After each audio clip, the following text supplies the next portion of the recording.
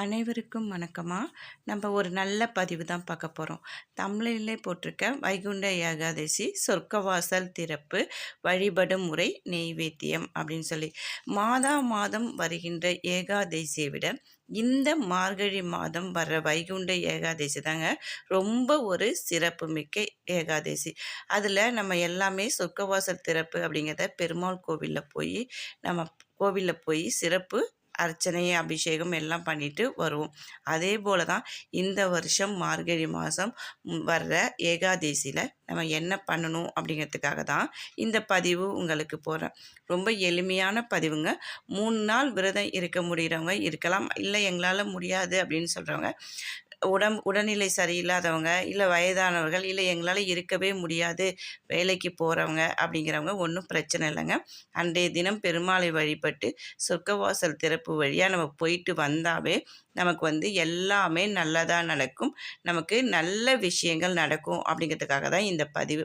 அதாவது 3 நாள் விரதம் இருக்கிறவங்க நாளை, அதாவது வியாழக்கிழமை மாலையில் இருந்தே நம்ம விரதத்தை தொடங்கணும். அப்படி இல்லாதவங்க இல்லை வெள்ளிக்கிழமையாவது இருக்கலாம், இல்லை வெள்ளிக்கிழமையும் முடியல எங்களால் முடியாது அப்படின்னு சொல்கிறவங்க நார்மலாக நம்ம சாமி கும்பிட்டுட்டு கோவிலுக்கு போயிட்டு வரலாம். சரி, நம்ம என்ன பண்ண போகிறோம் அப்படின்னா, இப்போ வெள்ளிக்கிழமை அன்னைக்கு காலையில் என்ன பண்ண போகிறோம், யூஸ்வலாக எழுந்திரிச்சு குளித்து முடிச்சுட்டு நம்ம வீட்டில் விளக்கெல்லாம் ஏற்றி வச்சுட்டு நம்ம காலையில் சொர்க்கவாசல் திறப்புக்காக நம்ம பெருமாள் கோயிலில் போய் பெருமாளிடம் போய் வேண்டுதல் பண்ணிக்கிட்டு, ஏன்னா இது ரொம்ப ஒரு முக்கியமான நாள் இல்லையா. அன்றைய தினம் போய் பெருமாளை சேவிச்சுட்டு அதுக்கப்புறம் நம்ம வீட்டில் நம்ம எப்பயும் போல் இருக்கலாம். ஆனால் விரதம் இருக்க முடிகிறவங்க இருக்கலாம், முடியாதவங்க விட்டுடுங்க. அன்னைக்கு மட்டும் மாமிசம் எதுவுமே எடுத்துக்க வேணாம்.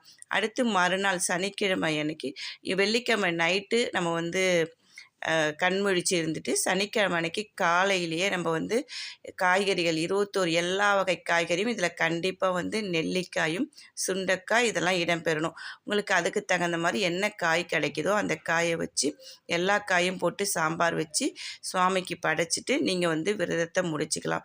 இது கண்டிப்பாக நீங்கள் செஞ்சு பார்த்தீங்க அப்படின்னா உங்களுக்கு கண்டிப்பாக ஒரு நல்ல பலன் கிடைக்கும். எப்பயுமே இதை செஞ்சால் உங்களுக்கு இந்த பலன் கிடைக்குமா அப்படின்னு நினைக்காதீங்க.